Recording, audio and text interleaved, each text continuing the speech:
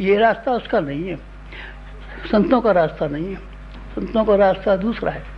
शिवाजी का जब मिलना हुआ समर्थ गुरु रामदास से, तो उन्होंने कहा हमारी यहाँ आँखों में दर्द होता है, सिंगनी का दूध तो लिया, चला गया। हमारा शरीर और हमारा जीवन जिसको हमने गुरु माना है, उसके लिए हमारा शरीर और जीवन चला जाए तो क्या अर्ज की बात है। इसीलिए वो सिंगनी के पास चला गया और सिंगनी से कहा, माता हमारा गुरु की आंखें खराब हो ही जा रही हैं, उसके लिए हमको दूध की ज़रूरत है, आप या तो दूध हमको दे दीजिए। अगर आप दूध देने की स्थिति में नहीं हो तो आप खा लीजिए, हम खाली हाथ तो जाएंगे नहीं यहाँ से। खाया उसने? नहीं खाया, नहीं, उसने दूध दे दिया। समर्थ गुरु रामदास ने उसको दूध लगा दिया और दूध लेने के बाद में ऐसी एक तलवार उसके हाथ में थी जिसका नाम भवानी था। भवानी को जहाँ कहीं भी मारा गया वहीं उसने संग्राम को फतह कर लिया। खाली हाथ नहीं गया कभी, खाली हाथ कभी जाने वाला था ही नहीं। भवानी का दिया हुआ हथियार कभी खाली हाथ नहीं गया। और हमारी गायत्री कभी खाली हाथ नहीं गई। हमारी गायत्री खाली हाथ जाने वाली नहीं है।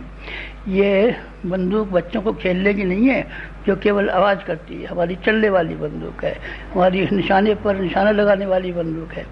आपके लिए भी हमको यही कहना था, और कुछ कहना, और क्या कहें आपसे। आप कुछ करते तो है नहीं, करने का वक्त आता है तो आप दाया माया देखना शुरू कर देते हैं। कभी उत्साह आ गया तो थोड़ा सा कुछ कर दिया, और उत्साह नहीं आया, जब उत्साह ठंडा हो गया बस फिर खेल खत्म। ये तो बच्चों का सा खेल है, पानी की बबूलों का सा खेल है। पानी के बबूले पानी में पैदा होते हैं, थोड़ी देर के लिए उगे और उगने के बाद में ख़त्म हो गए, समाप्त हो गए ना। ये मत कीजिए, आप मत कीजिए। ये कीजिए, जो भी करना है उसको नियम से कीजिए, उसको कायदे से कीजिए, उसको जन्म भर कहिए और उसको संकल्प पूर्वक कीजिए, पूर्वक कीजिए। और आप ये करना शुरू करें तब फिर हमारे पास जो चीज़ें हैं वो ऐसी कीमती हैं कि फिर हम आपको दें। हमारा देने का अमल है, आपसे कुछ मांगने का नहीं है। हमको कुछ मांगना नहीं है आपसे। और कुछ मांगेंगे तो आप बच्चों से मांगेंगे क्या? बच्चों को तो गुब्बारे दिए जाते हैं, पैसे दिए जाते हैं, मिठाई दी जाती है, चॉकलेट दी जाती है, और चीज़ दी जाती है। बच्चों से मांगना क्या? मांगने को क्या रखा है उनके पास?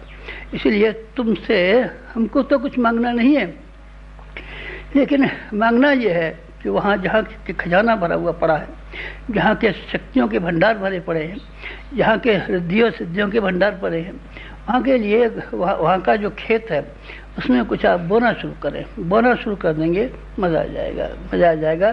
फिर आप देखेंगे कि आध्यात्मिकता के सिद्धांत गलत हैं क्या या सही हैं। फिर आप देखेंगे कि रिद्धियों और सिद्धियों के बारे में जो बातें कही जाती रही हैं वो बातें गलत हैं कि सही हैं। आप देखना, थोड़ा सा धीरज तो रखिए। आप बहुत जल्दबाजी आप मत कीजिए। हथेली पर सरसों जमती नहीं है।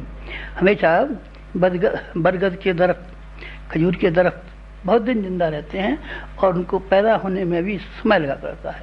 आपको थोड़ा समय लगाना भी पड़ेगा, थोड़ा सा धीरज भी रखना पड़ेगा, और आपको संकल्प भी करना पड़ेगा, और नियमितता का भी ध्यान भी रखना पड़ेगा, और निरंतरता का ध्यान रखना पड़ेगा। अगर आपने इन बातों को ध्यान रखा तो हम आपको आज ये यकीन दिलाते हैं, पहले भी यकीन दिलाते रहे हैं, पर आप ये मान के चलिए कि 1 साल बाद गुरु जी हमसे बात कर रहे हैं तो कुछ काम की बात कर रहे हैं, और आपके फ़ायदे की बात कर रहे हैं, और अपने फ़ायदे की बात कर रहे हैं। बेकार की बात है नहीं।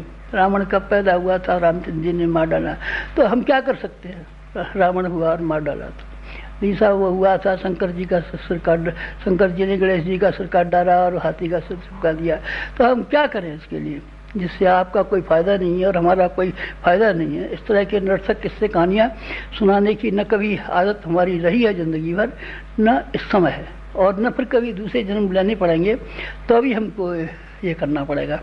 तो तभी हमको निरर्थक बातें करना और निरर्थक बातें लोगों की सुनना, न हमको सुनना पसंद है, न हमको कहना पसंद है। इसलिए आपको काम की बात हम कह रहे थे कि आप अपनी पात्रता बढ़ा लीजिए, बस, और कुछ करना नहीं, कुछ नहीं बढ़ा।